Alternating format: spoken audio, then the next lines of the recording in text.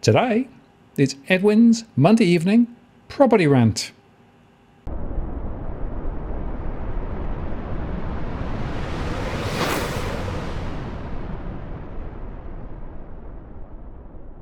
Hello again, it's Martin North from Digital Finance Analytics. Welcome to this post covering finance and property news with a distinctively Australian flavour.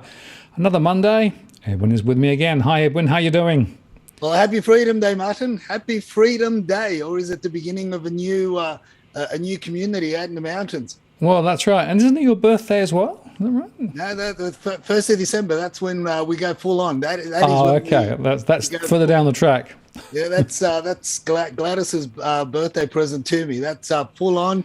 Yeah, get naked, go happy, go hard, go all the way. Yeah, okay. Well, we're going halfway at the moment. Though it is interesting. I don't know what it was like up your way, but over the weekend there was a huge swell of traffic down here. So a lot of people, I think, broke out early. Look, I was told that they got early tickets for Kmart.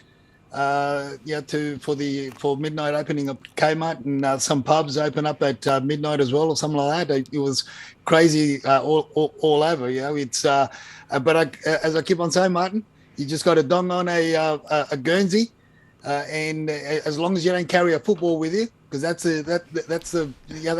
a contagion spot. That's what they call it, the super spreader. The footballs are the super spreaders. It's just dong on a Guernsey, a mask, and you'll be right. Absolutely. We discussed that last week. That was your theory about how to dodge a bullet, as it were. But of course, the other point is, I don't think that many people are being checked, or our businesses are checking at the moment.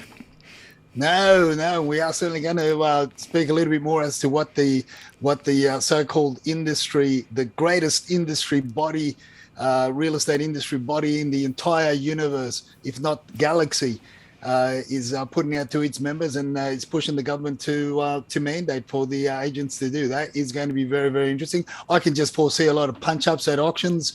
I mean, I already almost get into punch-ups as it is, let alone with more pressure of passports being able to go in, not go in.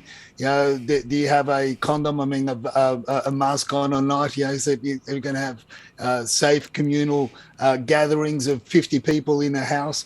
In a lounge room to conduct the auction, or is it just going to be, three pelicans with standing 10 meters apart? Who knows, Martin? It's going to be an eye-opener. It's going to be mayhem, I think, for the next 3 weeks with the real estate industry, particularly, let alone all the other poor bastards that are on the front line of coffee shops and shopping centres and everywhere else, where the government's asking them to be the watchdogs of this whole passport rollout.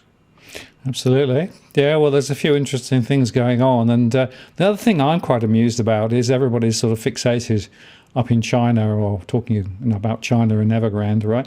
But they're missing the big one, right? They're missing the big... Our coal is being now imported again. Yeah, well, that's how WeChat Chatterers put it out early last week, Martin.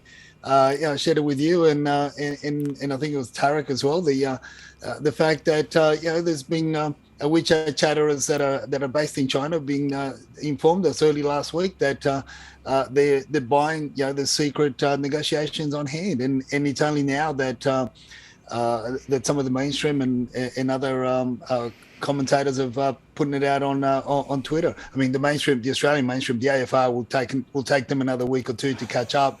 But we get the news from America that generally comes a bit earlier than the AFR and in the Sydney Morning Herald.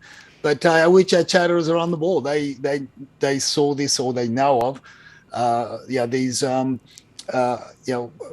very, very low key negotiations that have been taking place already. Because at the end of the day, where else are they going to get the coal from?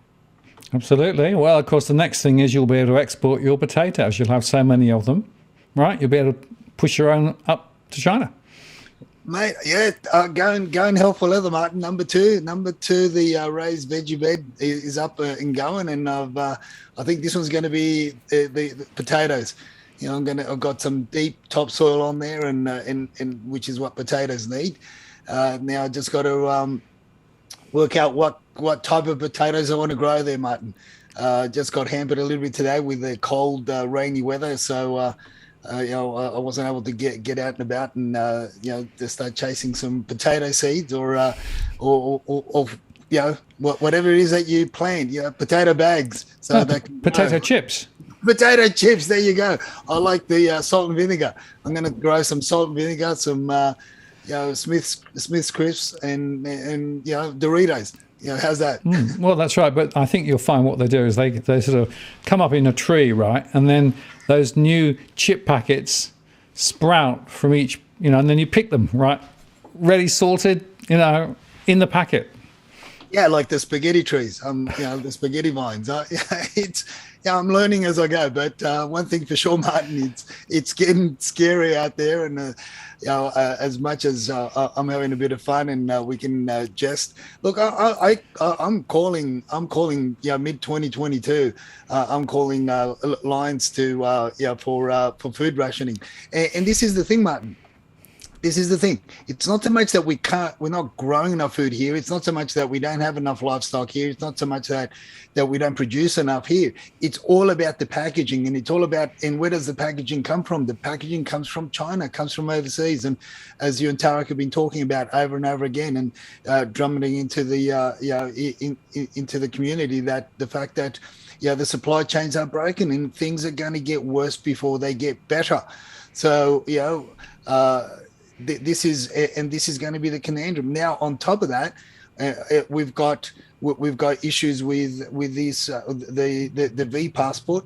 Let's just call it the VP, and we've got issues with that. And how much more of the supply chain is going to be broken? How much more is there going to be the support staff that look after the businesses to serve customers? How much more is all that going to be disrupted? So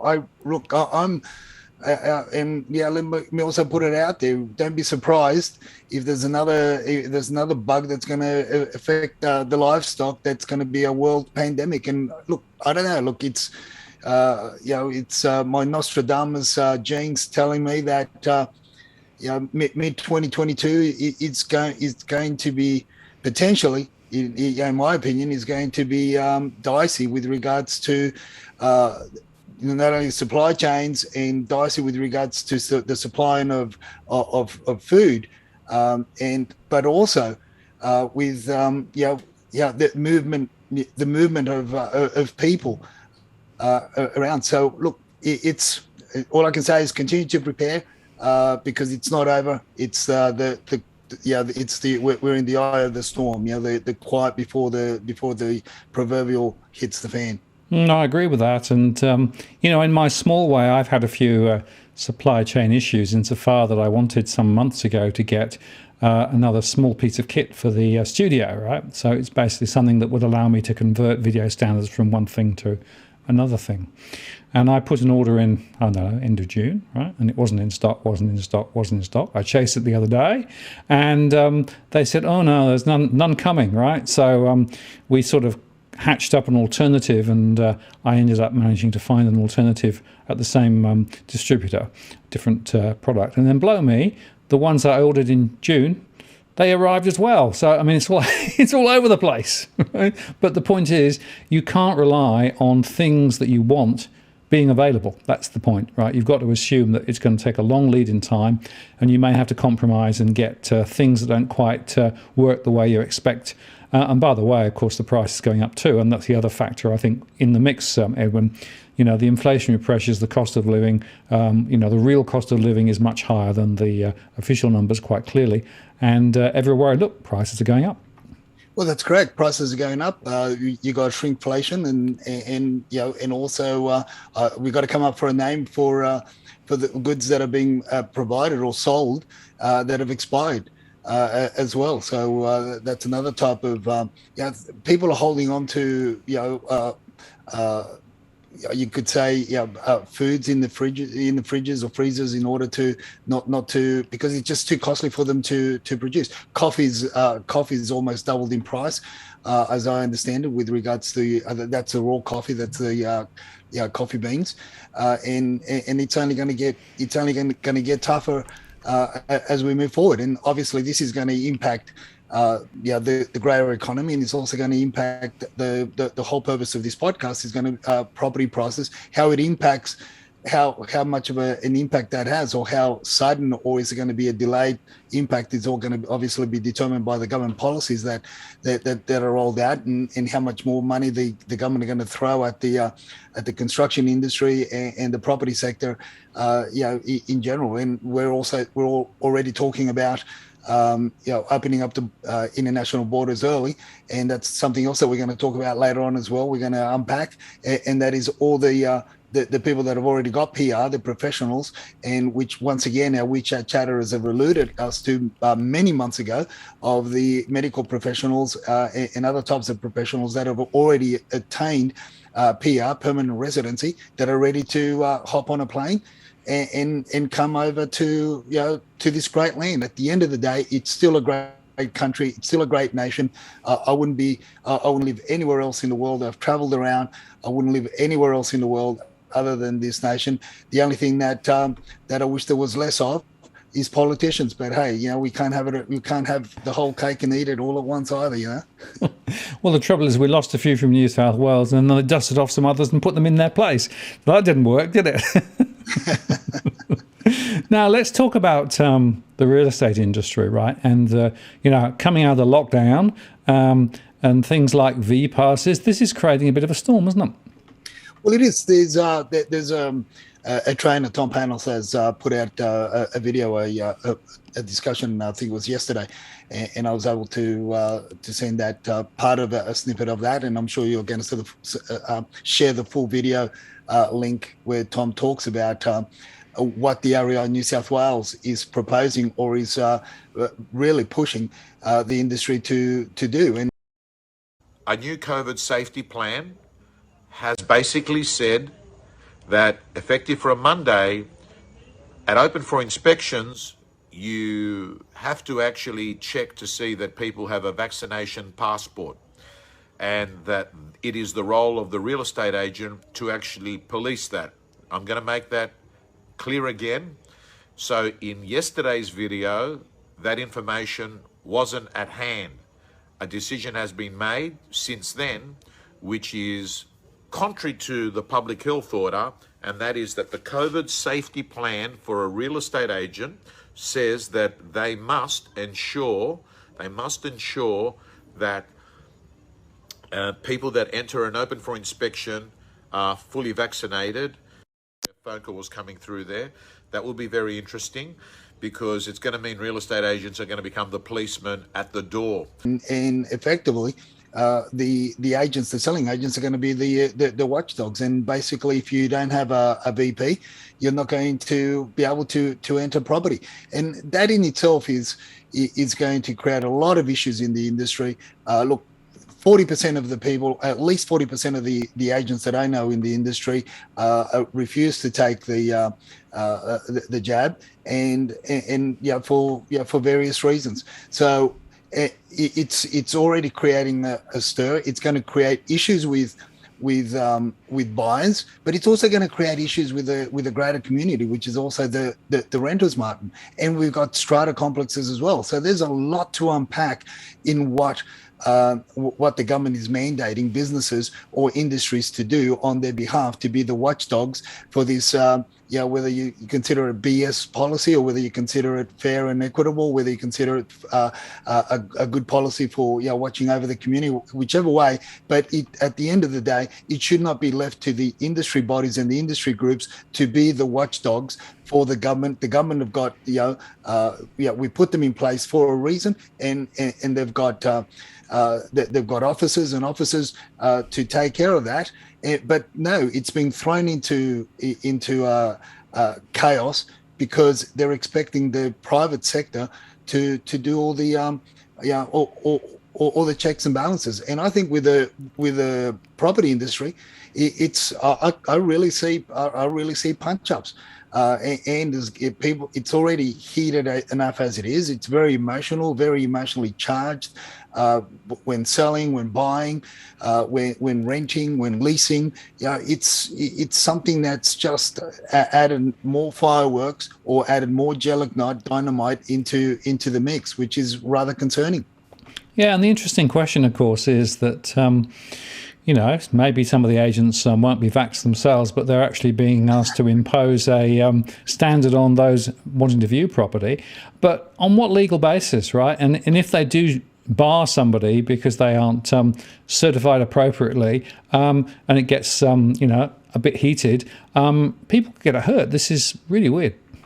Look, it is. It's so convoluted, and again, I think the general populace would be more accepting of the BS that's going on. When I say more accepting, I mean it'll be less heat. There'll be less heated arguments on all the types of social media platforms and across all across many dining room tables, chats that I'm sure people are having at home. If the politicians weren't as two-faced as what they are. Look at what's happening down in Victoria with Chairman Dan, Robbie's mate, with regards to perusing, trouncing around without a mask, and yet he's the one that's pushing the police force to beat up on civilians if they're not wearing a mask. You're charge them before, or come down hard on them before you find out what they're doing out there. So without going further into that. And this is the whole thing. This is the whole hypocrisy that we've stepped into, and now the industry, the real estate industry, is going to have a wake-up call. And as I said, I believe that 30 to 40% of the greater industry body will refuse, or at this point in time, the people that I know, and I know a lot of people in the industry, they are refusing to be jabbed. And yet they're holding open for inspections. And that's one of the tweets I put up today, is that my clients have been told in no uncertain terms that unless they are double vaxxed and unless they hold a certificate, they will not be able to conduct the pre-settlement inspection, which is absolutely ludicrous. And I know for a fact that the agent that we bought the home from is doing his own research with regards to the vaccine at the moment, is refusing to take it, but yet they will sit with him around the table, around the dining room table, and liaise with him and talk with him and everything else. And he hasn't told them that he's not, that he hasn't even had one jab, let alone two, and let alone hold their VP. So, I mean, this is the whole hypocrisy. And this is what's going on out there, Martin. But and how it's going to continue to unfold, it's anybody's guess. Other than what I can see, is a lot of trouble, a lot of potential lawsuits moving forward, and and police being called in left, right, and centre. Well, you know the old saying about "Don't do as I do as I say," right? I think there's a fair amount of that flying around at the moment. Well, there is. Yeah, crazy, really. Now let's move on then to talk about this issue of priority visas being thrown out there, and nurses and doctors and other people being offered priority access. Well, this is what we alluded to before, and this is what the WeChat chatterers have pretty much been saying for the last 6 months, or perhaps even longer. And they knew of the people that were getting ready, getting prepared. Obviously, when we talk about the WeChat chatterers, some people have reached out to me on direct messaging on Twitter and said, who are these WeChat chatterers? Well, it's predominantly Chinese, the Chinese community that are abroad, people that have left China decades ago, and it's a platform that's rolled out from mainland China. We can obviously subscribe to it like Facebook, except it's pretty much every social media platform that you can think of, it's rolled into one, which is WeChat, and plus on top of that, it also controls the flow of money, the flow of funds, and it's a banking system. So it's really, it's a powerful thing, and you've got these groups in this platform that form WeChat groups, and they're the ones that you and I call the WeChat chatterers, Martin. And it's in these groups that have each group is, I believe it's only about 500, and now it's you can only have 500 people in the group. But obviously these are the groups that we monitor, or our extended team monitors over in America, New Zealand, Europe, Asia, China, and like you locally as well. And we're able to gather information, and they are very, very vocal in what they're saying. So yeah, so this is now coming to light, with regards to the with what's happening now, particularly because of the mandates that are at play, and professionals are refusing to be vaxxed and are walking away from the post, or in other circumstances they're actually being sacked, and now, but yet the Australian government were already issuing PR visas, permanent residency visas, to professionals in other parts of the world. And I think last the figures that were being thrown around were in the hundreds of thousands that have already obtained PR visas, professionals that are ready, willing, and able to come to Australia to work, because they'll forego any issues that we may think are related to the jab. They'll forego that because they're looking at the greater picture of bringing the whole family to a safer environment than what they're experiencing particularly in America and Canada. The interesting thing, of course, is the flow-on effect, right? Because there will be relatively affluent people, quite often, who will be buying property at the top end of the market. Well, that's correct, and they're not going to pay too much attention to the price point, because they're going to be, these are people that are going to be coming in that are flush with cash. Now we've been able to assist our team, and our greater team have been able to assist quite a number of expats that are being overseas in Asian countries and in America that have come back or in the process of coming back to Australia, where they're not coming in with 10% deposits, Martin. They're coming in with 30, 40% LVRs. 50% is the majority of LVRs, and again I say they're foregoing what we may consider to be overpriced property. They're foregoing all those thoughts because they're looking more at the long-term safety aspect for their family. These are people that think generationally. They don't think many, I would say many do think in Australia, and that is, have a short-term view on things. These are people that think long-term, think generationally, and they think, and so they're aspiring for more safety, and they will pay the price for safety. So with regards to pricing, it is going to be something that, although we're seeing the number of listings go up, and it's going to put a bit of pressure on.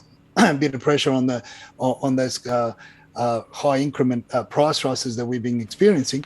It's going to put a bit of downward pressure on that, which is a welcome relief for the local people that are trying to come into the market, buy the first property, particularly the first principal place of residence, or they're downsizing or upsizing. They're under a lot of pressure, but it's going to be a welcome relief with the numbers. But however, that's going to be that's going to be short-lived, I feel, once the international borders come up, because these families that are coming in with they are flush with cash, and they've got deep pockets, and they will make those sacrifices that unfortunately many are still refusing to make here in Sydney, and that is looking a little bit further afield to get a bit more bang for your buck, rather than trying to aspire to be closer to the city and pay silly prices for homes that are being fully renovated. These people are just going to they're going to want space. They're going to want space, and the other thing that we've also shared many months ago with regards to the particularly because I've also got a lot of family in the States, so I know what some of my family, they're happy to commute an hour and 15 minutes. They're already commuting an hour and 15 minutes to the workplaces anyway. So for people that are coming into Sydney to live on the outskirts of Sydney or further afield and commute that hour and 15 minutes, it's just normal, except they're going to get a much bigger bang for the buck with what they're going to be able to buy further out. Absolutely. No, it really does, I think, give another explanation as to why some areas are booming. Of course, down in Victoria, did you see, like end of last week, they've decided to go into shared equity. So now the Victorian government is dangling the carrot of, a proportion of the property which will actually be owned by the taxpayer, right, to allow people to get into the market. So that's another example of a government throwing more money into the system to try and actually support another bit of the property market. Another example of another distortion, right? And wherever I look, I keep seeing distortions all over the property market. Well, that's correct. And again, you look at if the governments, the state governments were more focused on decentralising. Look, in the mid '80s. I think it was in the early '80s.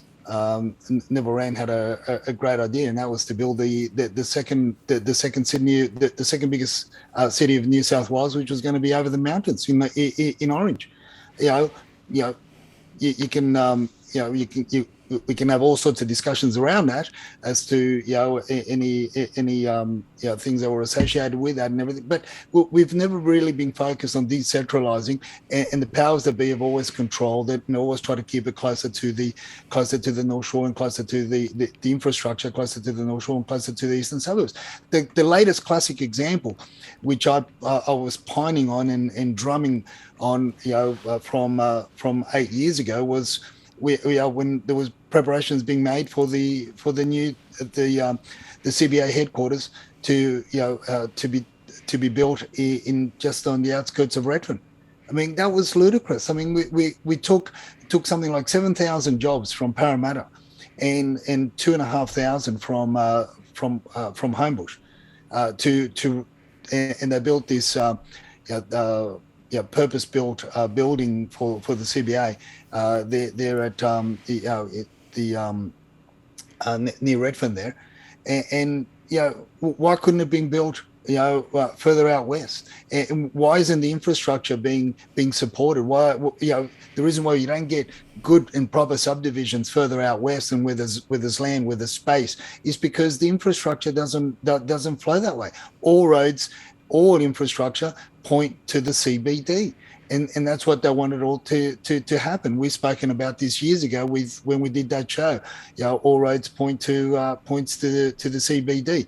Where you look at the M4, M2, M5, the M1, everything's all points to the back to the CBD.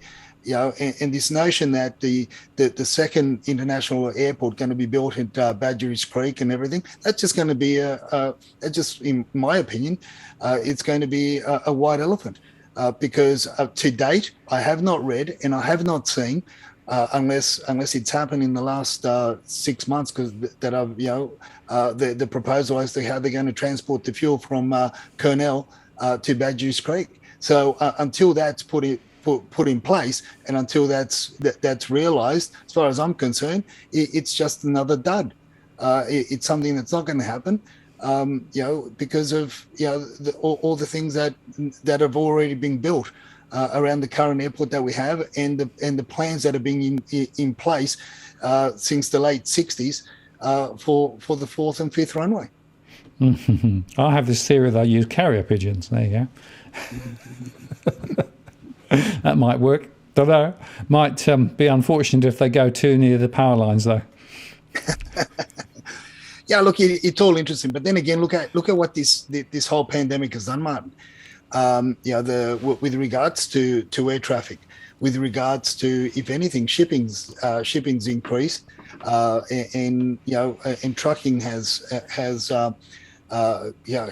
almost quadrupled in size with regards to, but obviously air traffic has come to a standstill for almost 2 years. And the interesting thing that I was thinking over the weekend, as I was building the second raised veggie bed, Martin, was I was thinking these poor bastards that have bought in they got conned and bought in the fly parts we used to avoid buying along, and they bought because everything's nice and quiet and they can hear the birds chirping. Whereas from 2019, you could sometimes you couldn't hear the person next to you talking to you, or the auctioneer, because there were one plane after another coming down to land or taking off. Yeah, it's very interesting. One of the things I often say to people is, have you checked the flight paths? Right? Because, obviously the flight paths move depending a little bit on the weather, right? Whether they're coming in from the south or whether they're coming in, further around from the north or on the cross runways. Sydney Airport, an example. But you're right. If you've bought close into the city under the flight path in the last 18 months or so, you've been lulled into a complete sense of false security. That's right. On top of everything else that you've been conned into or hasn't been disclosed. So it's it's just one of those,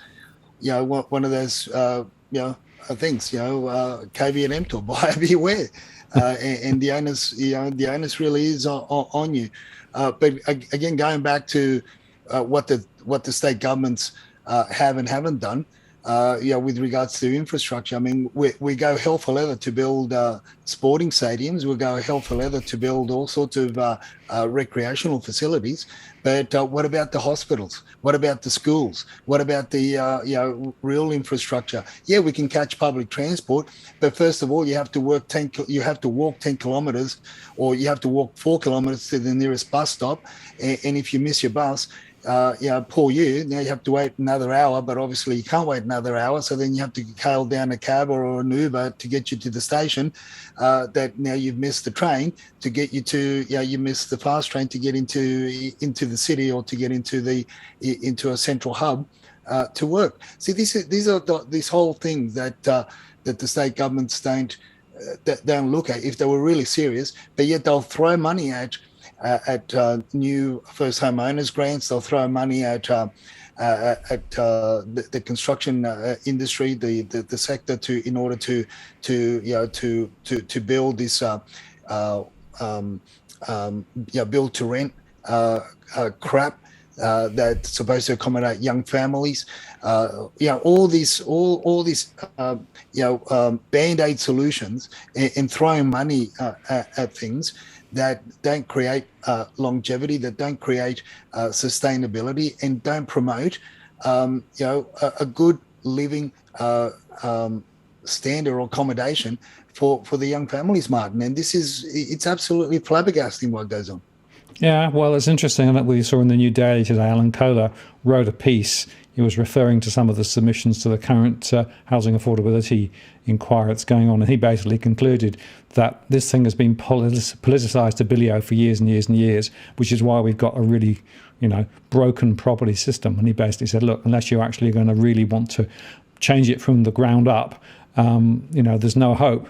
And I think he's right. And I, in my submission, actually made the point of how politicised this whole thing is, how tactical all of the solutions being thrown around are, and nobody wants to address the really important structural issues, which includes planning, infrastructure, it includes lending standards and supply of credit and all those things, and public housing. I mean, there is some joined-up thinking that needs to be done, but frankly, nobody wants to do it. And of course, nobody wants to be in charge when property prices slide, because that's going to be, politically speaking, terminal from an election point of view.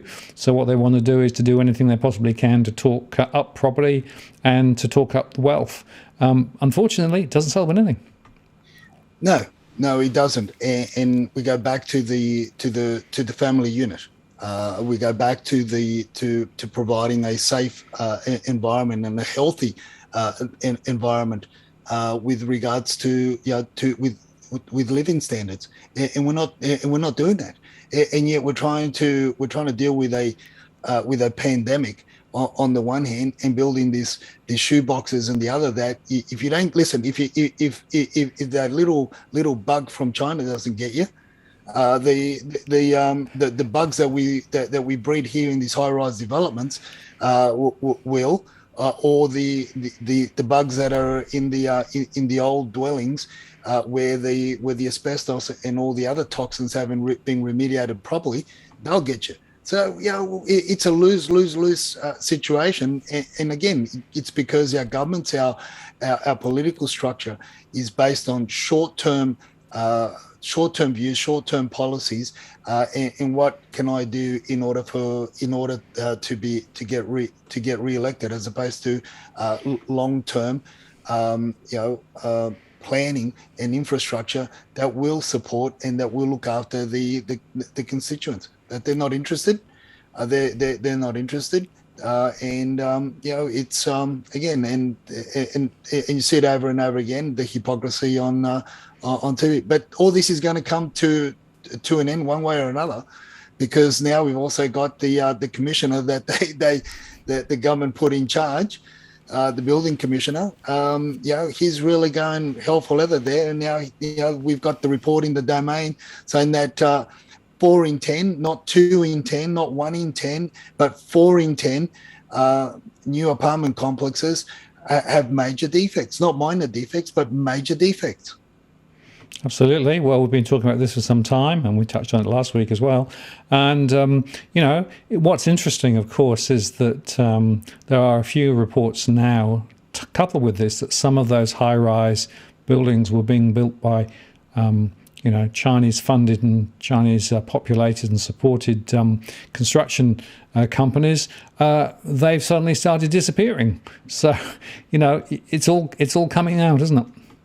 Well, and this is what's going to bite the government in the backside, and it's going to and things are going to come unstuck, rather than supporting the communities further out from the CBDs, the communities that need support, and where you can have proper, sustainable, in my opinion, you'll get a better environmentally friendlier dwellings built further out than what you do with these high rise. People don't understand how much it takes to build these things, how much energy, how much energy they consume ongoing, and how much extra strain is placed on the on the waterways, on the sewer lines, on the on the power grid and everything, because all this has got to be it just creates this mass pull and draw, and yet we don't release the lands that could be released further out to have better sustainable lifestyles for younger families, and long term have less pressure on the health system as well. Yep, and more room to grow carrots, which of course is really, really important, right?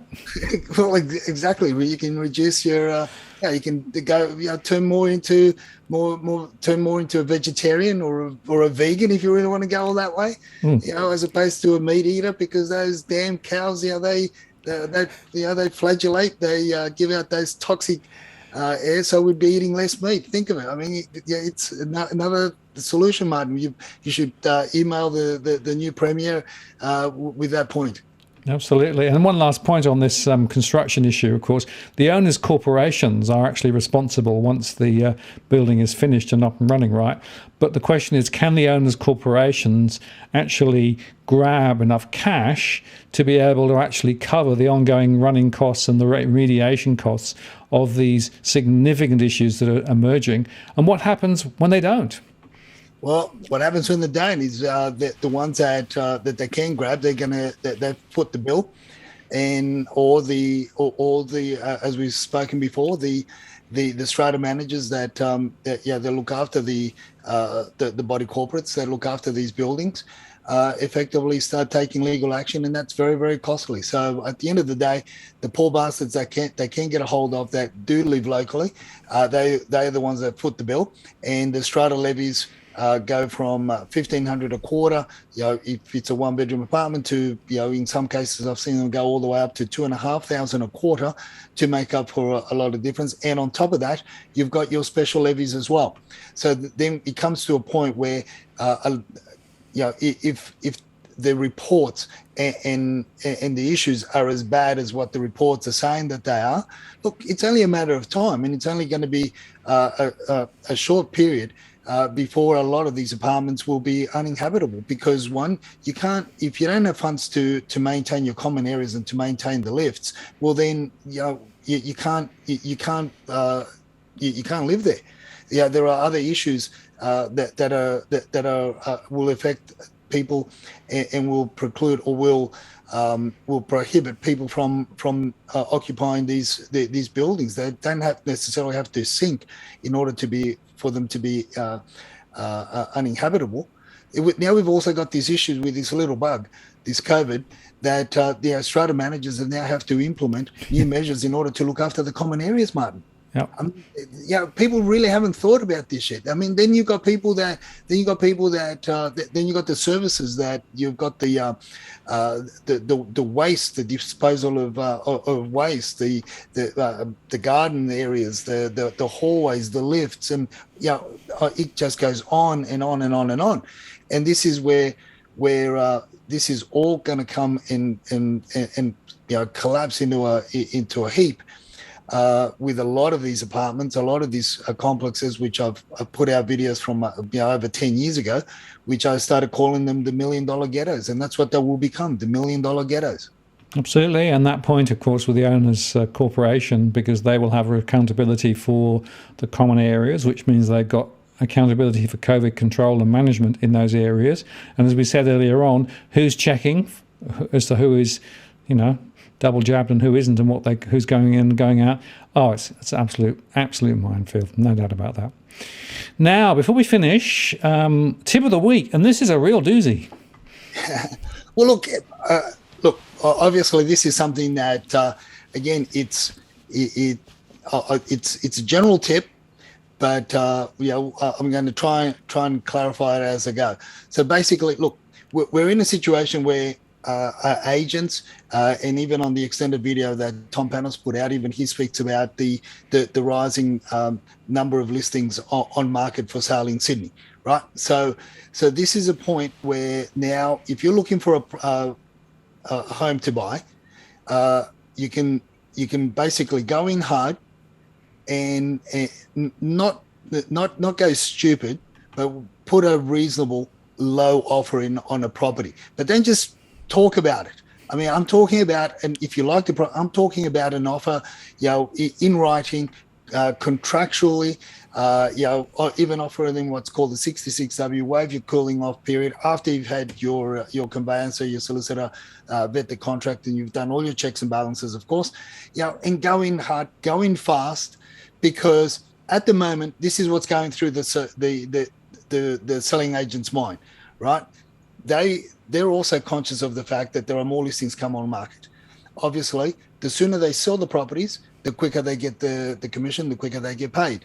So if there's a lot more properties coming on the market in a particular region, a particular suburb, well, that means that their listings are going to wane a little bit longer on market. So they're not going to pay the bills. They're going to go out and buy another Pierre Cardin's pair of shoes. They're going to have to put that off for another few more weeks, which they don't want to do that.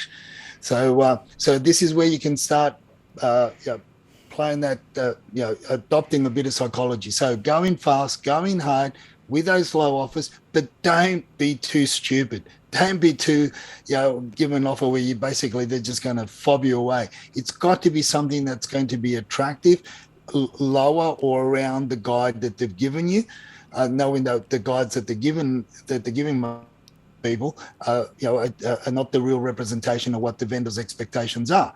So if you go in around there, then because the selling agent, they're going to be saying to the vendor words to the effect, look, Mr. and Mrs. Vendor, in this marketplace where there's more listings coming on market, the market's going to be flooded.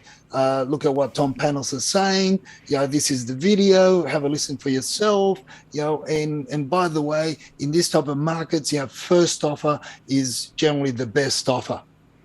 And that is the story that the selling agents are going to be telling their clients, which is not necessarily true, but you got to utilize that. And I think that window of opportunity is going to be short. as more listings come on market. Now we've had last week, or from 4 weeks ago, we actually broke the 5,000 barrier. We went down to 4,960 or 64. Now we're back up to 5,796 or thereabouts. So we're getting closer to the 6,000. And I feel in the next week or two, we could end up with an extra 1,000 properties on the market. We're going to be closer to the numbers that we were spring last year, which is a good thing, because that's going to have a negative effect on those that are selling, negative impact on those that are selling. But it's a positive thing for those of you that are going to be buying. So that's my tip of the week, Martin, and I hope people can use it, but use it wisely. Yeah, very interesting. And 2 points there. The first is, of course, you can do this prior to an auction, can't you? As well as for Definitely. a private sale. Absolutely. Definitely.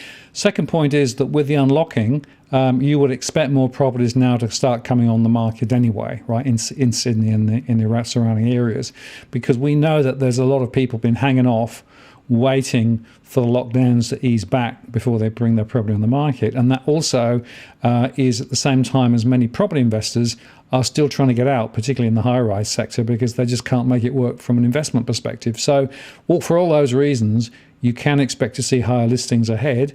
So be smart and try the strategies. You say don't go in stupidly low, but if you go in with a good, reasonable offer and you show real willingness, in other words, not just a verbal thing, but something in writing that you've actually prepared about and thought about, can be very powerful. It's a very powerful, but like again, I'll say, emphasize, it's going to be, I feel it's going to be a short period, because once the narrative changes to the international borders opening up, don't forget, it's not about when it happens. It's about the psychology or the talk that the selling agents are telling their vendors.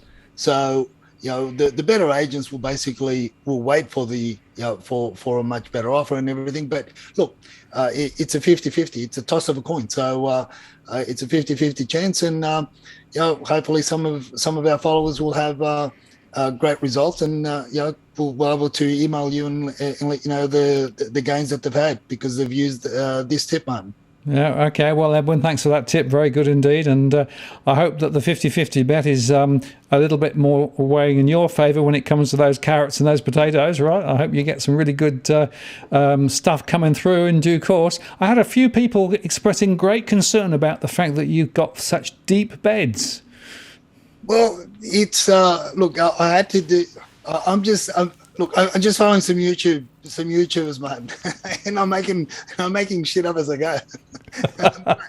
Yeah, because they are deep. Look, I know that they're going to sink, and the reason why I made them high is because obviously it's easier to manage, and I've got the room to do it. Some have asked me why don't I just sort of plant directly onto the ground. I think this form of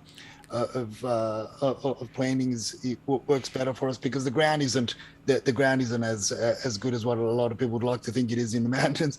It's very very sandy, very there's a lot of sandstone around and everything. It's not the best the best, and I don't want the good soil to leach away into with the rains also, but the deep and a lot of this rubble that I've got around the place. Don't forget, I'm also trying to be good in relation to renewables and recycling, and rather than dumping a lot of this stuff onto skip bins, I'm basically putting them in at the base. The old bricks.